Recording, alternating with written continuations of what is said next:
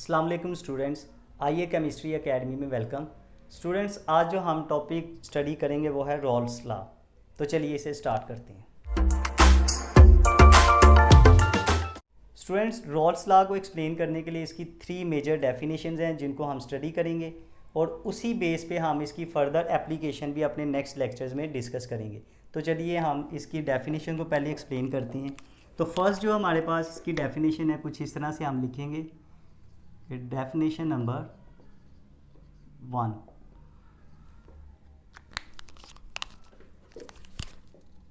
कुछ इस तरह से लिखेंगे हम कि vapour pressure of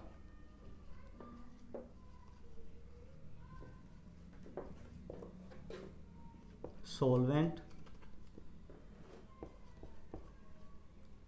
above a solution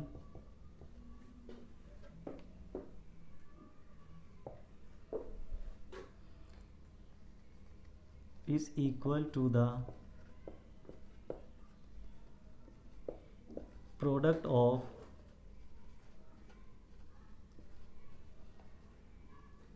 vapor pressure of pure solvent and mole fraction of solvent in solution।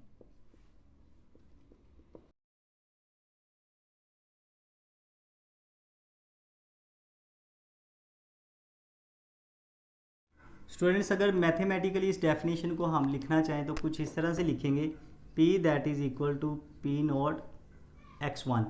अब इसमें हमारे पास जो P है that is vapour pressure of solvent in solution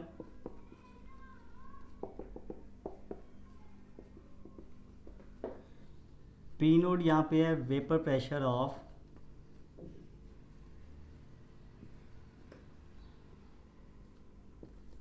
pure solvent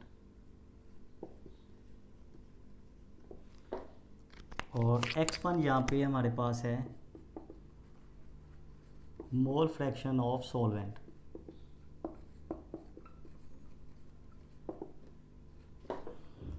अब स्टूडेंट्स, हम मोल फ्रैक्शन के बारे में पढ़ चुके हैं कि sum of all the mole fractions of components is equal to unity. तो हम यहाँ पे मोल फ्रैक्शन का फॉर्मूला लिखेंगे। फिर मोल फ्रैक्शन ये हमारे पास है कि x1 plus x2 that is equal to 1। ये मोल फ्रैक्शन है। अब यहाँ पे हम x1 की वैल्यू यहाँ से निकालेंगे और फिर पुट करेंगे उस इक्वेशन में। ये इक्वेशन लेट्स सपोज हमारे पास है इक्वेशन नंबर 1 डेफिनेशन के अकॉर्डिंग। तो ये हमारे पास आता है फिर x1 is equal to 1 minus x2।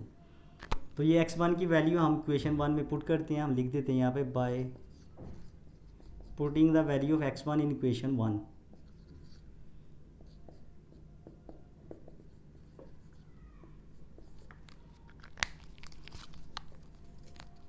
कुछ इस तरह से हमारे पास डेरिवेशन होगी।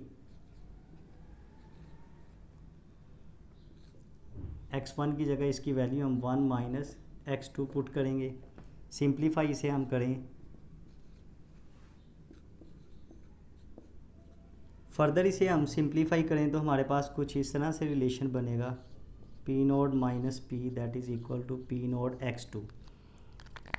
इसे फर्दर हम इस तरह से लिखेंगे P नोड माइनस P को delta P that is equal to P naught x2। ये हमारे पास सेकंड इक्वेशन है और यहाँ पे जो डेल्टा P है ये लोअरिंग ऑफ वेपर प्रेशर है। तो सेकंड इक्वेशन के अकॉर्डिंग ही रॉल्स लॉ की सेकंड डेफिनेशन भी यहाँ पे हम डिफाइन करेंगे इसे कुछ इस तरह से।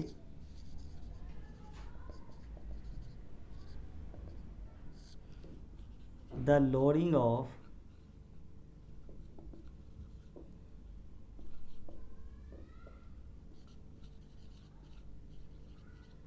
vapor pressure is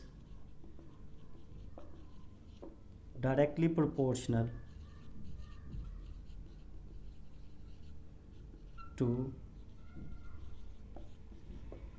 mole fraction of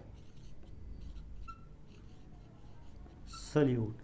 क्योंकि यहाँ पे स्टूडेंट्स x2 जो है ये हमारे पास सल्यूट के नंबर मोल फ्रैक्शन है, तो ये इसकी सेकंड डेफिनेशन है इसी रिलेशन से।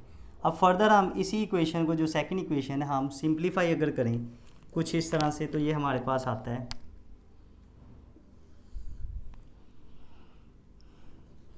Delta P over P naught that is equal to x2। अब स्टूडेंट यहाँ पे जो ये रिलेशनशिप है delta P over P naught, इसे हम कहते हैं relative lowering of vapour pressure. तो कुछ इस तरह से हम लिख देते हैं इसे, ये थर्ड इक्वेशन और यही हमारी थर्ड डेफिनेशन भी होगी, यानी हम इसे लिखेंगे definition number 3।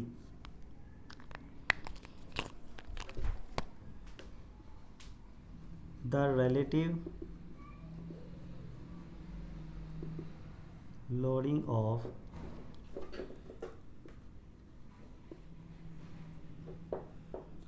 vapor pressure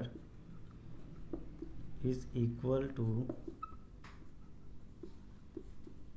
mole fraction of solute।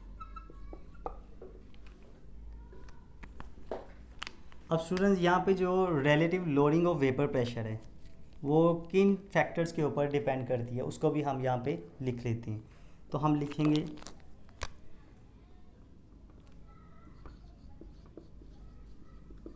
Relative lowering of vapour pressure is, तो फर्स्ट जो इसका केस लिखेंगे हम वो है इज इंडिपेंडेंट ऑफ टेम्परेचर।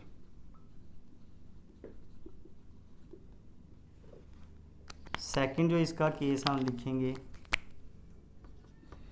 कि relative lowering vapour pressure is proportional to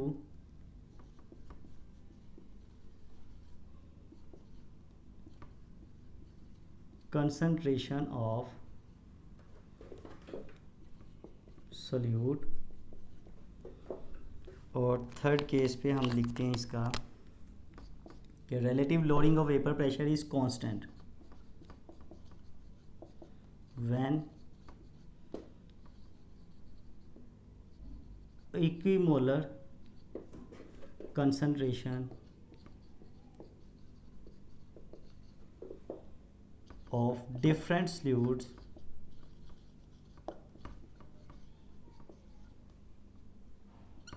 are dissolved in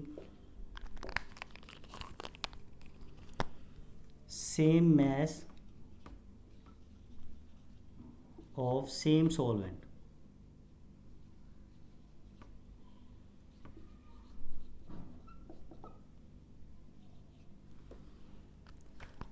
तो ये स्टूडेंट्स राउल्ट्स लॉ था विद 3 ऑफ इट्स डेफिनेशंस जो हमने आज स्टडी किया। उम्मीद है कि आपको समझ आ गया होगा। फिर भी अगर कोई क्वेश्चन या कन्फ्यूजन हो तो आप हमें ऑनलाइन कमेंट्स में पूछ सकती हैं। आप हमारी वीडियोस को ज़्यादा से ज़्यादा वॉच करें, लाइक करें, शेयर करें और हमारे चैनल IA केमिस्ट्री अकेडमी को ज़रूर सब्सक्राइब करें ताकि हम इसी तरह नए नए लेक्चर्स और वीडियोज़ के साथ आपके सामने हाज़िर होते रहें। अल्लाह हाफिज़।